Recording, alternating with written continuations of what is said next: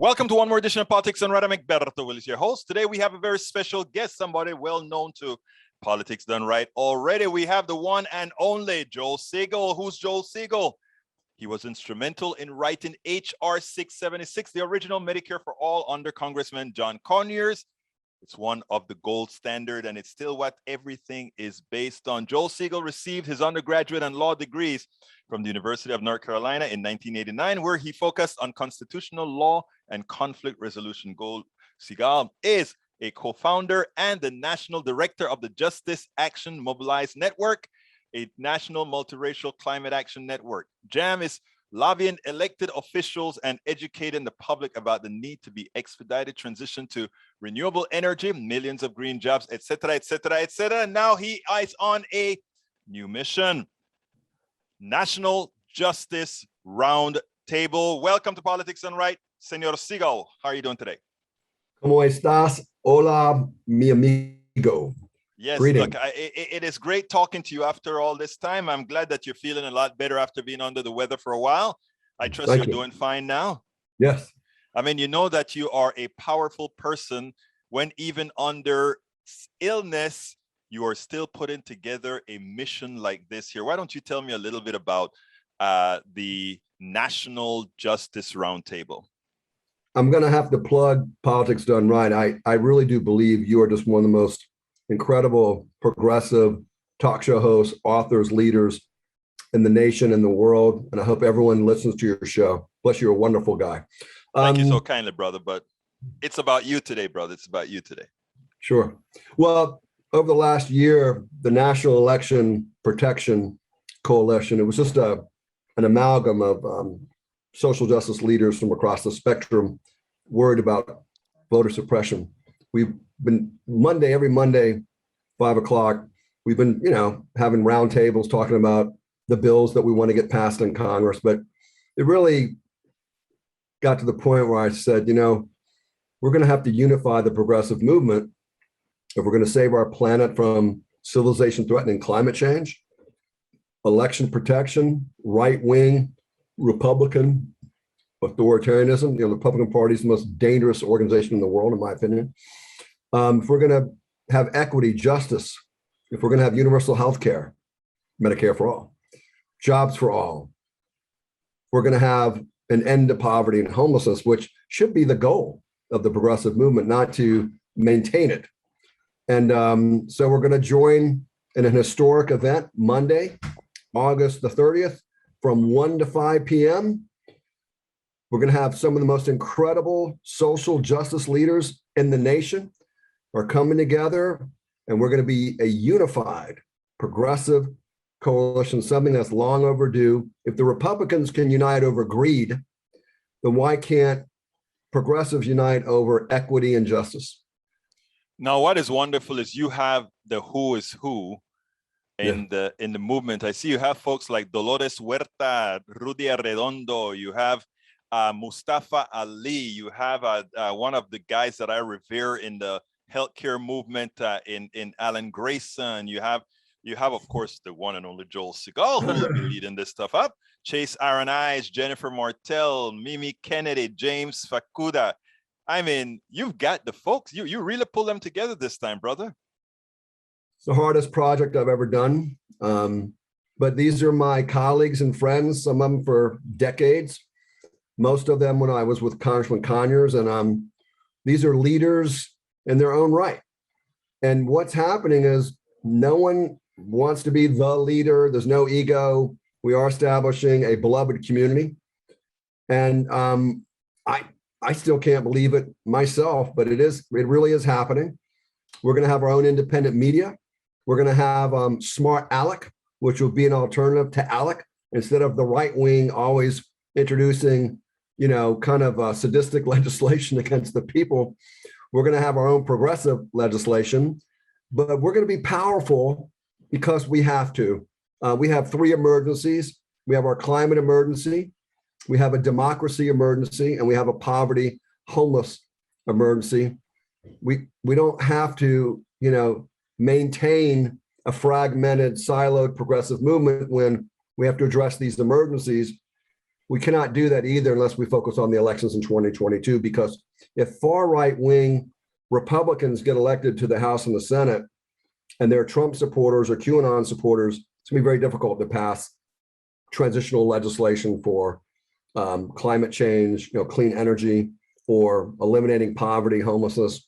So we've never dealt with this moment where how we organize will determine whether or not we survive. It's just that simple. We're also going to start a world justice roundtable as well, because in order to save our planet from fossil fuel, we're going to have to work in Africa, Caribbean, Latin America, everywhere. So we're not just going. I was involved with the global HIV/AIDS movement as one of the leaders when I worked for John Conyers, and brought in Bono and a lot of other great leaders. So we're not talking theory here. We're talking about, issues that we have to deal with on a global level. And many of us have already done this before. What is interesting is you mentioned having to go on a global level and bringing it home a little bit here. We have to talk about the pandemic, the COVID pandemic. And given that you brought up, it has to be worldwide. What are your thoughts or what are your intentions with this group to actually talk about maybe trying to get rid of patents with regards to COVID for now, so that people throughout the world can actually be vaccinated? It's not a favor we're doing them. We're just preventing the damn thing from coming back here in some other form. Well, that's right. I mean, the progressive movement for far too long was really focused more on domestic priorities. We can't do that with climate change. Climate change knows no borders. And then COVID-19, especially the Delta variant, it knows no borders. There's millions of people in Africa and the Caribbean that will die needlessly of COVID-19 because they don't have access to the vaccines. There's millions, by the way, there's millions of vaccines sitting in bottles in America, yet there's millions of people in Africa who can't have access to them. Can someone tell me that it's really difficult, to get those vaccines to Africa and the Caribbean? Could it be that hard? We just evacuated tens of thousands of people from Afghanistan. I think we can get medicine to the people. When I was in Congress, from 2000 to 2013, I saw the same dynamic where millions of people were going to die of AIDS in Africa. And I took the leadership along with Barbara Lee and Congressman Conyers and Bono, who we brought in, and we got PEPFAR passed. So similarly, we're going to have to get legislation passed in the Congress, in the G8 countries, in the United Nations, to make sure that two things happen. Every person on the planet that wants to be vaccinated gets vaccinated with all deliberate speed, period. End of the story. That is, we are working with a lot of African leaders as well. Princess Okanse of Ghana, Ellen Dunbar from Liberia. That is going to be one of our priorities. Well, I mean, that is exceptional. And what I love about what you're saying, Joel, is those in the progressive side understands the concepts. Yes, we want to be benevolent, but it's not only about benevolency, it's also about practicality, pragmatism, and what actually results based on the work that we do. You earlier spoke about those three items you're working on: justice, environment, voting. And it's amazing that and poverty. It is amazing that all those things are actually intertwined. And that's why you have the plethora of speakers that you have, each of them in a particular area. I noticed that you included Harvey Wasserman, who is the demon of voting. I shouldn't call him a demon of voting, but you understand what I mean. And so you have all these different segments of the movement involved there. So I'm excited to see how it's going to develop. I noticed it says it is actually going to be tomorrow between 1 and 5 p.m., which means I've got to get this interview blasted out before Politics Done Right is officially started. So I may actually have to simulcast some of your stuff as well. Well, it'll be recorded too. Thank you, Egberto. Yeah, Harvey Wasserman, he started actually this effort. And we're also calling for the passage of legislation to address DC statehood, because they should be the 51st state. So they're very much a part of this movement, the DC statehood leaders. Justice is justice. We all know what justice is. When we wake up in the morning, we don't just say, well, we want to end homelessness. We also say, well, we'd like better schools and better neighborhoods, and we want working families to have a safety net during COVID. For example, when the Supreme Court ruled in the most sadistic manner to overrule the CDC's moratorium on eviction, there's not enough pushback against the right wing. We just don't have that kind of organizing capacity. Well, now we are going to. But you can't let 11 million people be behind their rent. Where are they going to go? Are we that? Have we no shame? Are we that heartless? The days of tolerating the far right wing's sadistic policies are over. We just can't let that happen. It doesn't matter if it's voting, rights, housing, healthcare, jobs, Black Lives Matter. It's all about human-centric policies that for far too long, we've been too quiet as a progressive movement in saying we're going to unify. Now, when we do unify, it's when Bernie Sanders runs for office. Well, we have to stay unified beyond Brother Bernie. And if you look at the Black Lives Matter protest, that shows you there's a deep constituency of progressives of all races, creeds, color, gender. And when Bernie became the presumptive Democratic nominee for president, where did all those people, the millions of people who voted for him, went to his rallies? They went back home. We want to create one common home for progressives, no matter where they live, 50 states, all the territories, and 435 congressional districts. That is very important, very important. So tell us a little bit about the format and how people can actually be engaged in this particular panel. Sure. So we're going to have some incredible opening speakers. We have Christian Nunez, the president of the National Organization of Women. Women, yeah. Representative Alan Grayson, Mustafa Ali, executive vice president of the National Wildlife Federation. And we have an incredible student leaders who will also be, at the beginning of this panel. And Dolores Huerta, the legendary Dolores Huerta from the Farmers Movement. Yeah, Cesar Chavez she's our senior advisor. Reverend Graylin Hagler, one of the great African-American interfaith leaders of our nation. Then we'll have a panel on DC statehood led by Senator Brown and Charles Moreland, former representative of DC statehood. When DC first got its senators and reps, we don't call them shadow. By the way, they weren't shadow. They were actually elected. Then we're going to do a panel on election protection and GOTV by the leaders of the Georgia Miracle, those incredible leaders who were able to get out the Black vote in the rural areas and in the inner cities, because we need to know, how did they do that? And they're going to be talking. We've got election protection advocates as well. All of them are just phenomenal speakers. They're all leaders in their own right.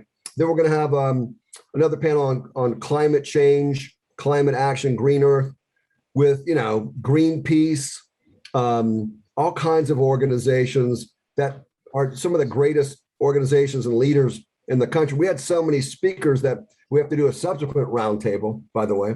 Then we'll do a roundtable on poverty, homelessness, ending poverty and homelessness, and justice in the aggregate. We got, the president of LULAC, Domingo Garcia. We got James Fukuda, president of LULAC, New Jersey. Again, a lot of young, incredible student leaders. We're going to have Sunrise LA. And then we'll, close, and then we're going to have a lasagna hour, very informal, from about 5:15 to 6:15, where whoever wants to speak, we're going to call on them. And here's going to be the question: how do we unite the progressive movement? Excellent. Now, how do people get to you? They can either email me at Joel, Joel, .r.segal, Segal, @gmail.com. And I'm very much in the Congressman John Conyers tradition, who I worked with for 13 years. You can call me on my cell. You call me at 344-1518. I'm also excited to say that we have top artists, celebrities, dignitaries. I can't reveal who we're going to be in terms of who our music is, but this is going to be the most intersectional progressive movement that anyone's ever seen. But we're really going to have some incredible. We got Mimi Kennedy, the great actress Mimi Kennedy from Moms and Dharma and Greg. We have Progressive Democrats of America, Alan Minsky. We have Food and Water Watch, Emily Worth. The list just goes on and on and on. And what I noticed, there was a constituency for this, which I've never seen before. I think that progressives are scared about how rapid climate change is now in terms of the flooding in Europe, China, the drought out west, farmers not being able to grow food. We're going to be running out of food, by the way, if we're not careful. The voter suppression, challenging an election in Arizona based on a lie that Trump lost due to voter suppression. And I think people are realizing that we're in a very, very fragile moment where we can lose our democracy to the authoritarian Republican Party, and we can lose our planet due to climate change. We've never been in a moment like this, not in my lifetime, where how we organize will determine the future of our planet and the future of our democracy. Joel, I noticed you also have a link to register for Zoom at Action Network. I'll make sure to add that to the post here. Thank you. It's too long for me to go ahead and set up. But anyhow, any quick lasting comments you'd like to make? Every person who watches your show and listens to your incredible show, we want them to be an integral part of our beloved community, of our extended family. We're going to practice radical hospitality. Everyone's welcome. I will say that there is leadership from ethnic communities, Native American communities, Latino communities, Black communities, East Asian. Now, the progressive movement has never, in my opinion, been diversified to the point where it should look like America or the world. And we want everyone to be involved. And we're not going to have one leader or two leaders. We're going to have leaders across the nation. I think we need a leader like you, Egberto.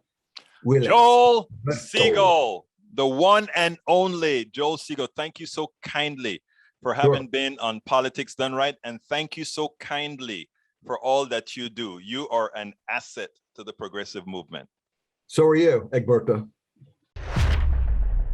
We spend a lot of time deconstructing the news, trying to parse it into a form that everybody can understand. We try to find those little nitpicks where it flies above the fray, etc. If you really like these videos that we do, I want to ask a big favor. Please go ahead. Number one, subscribe to our channel. And number two, please join if you can. Thank you so kindly for watching. Keep watching. Please remember to share. We must populate the entire internet with our progressive message, a message that we know is what most Americans say that they want. So help us, please join.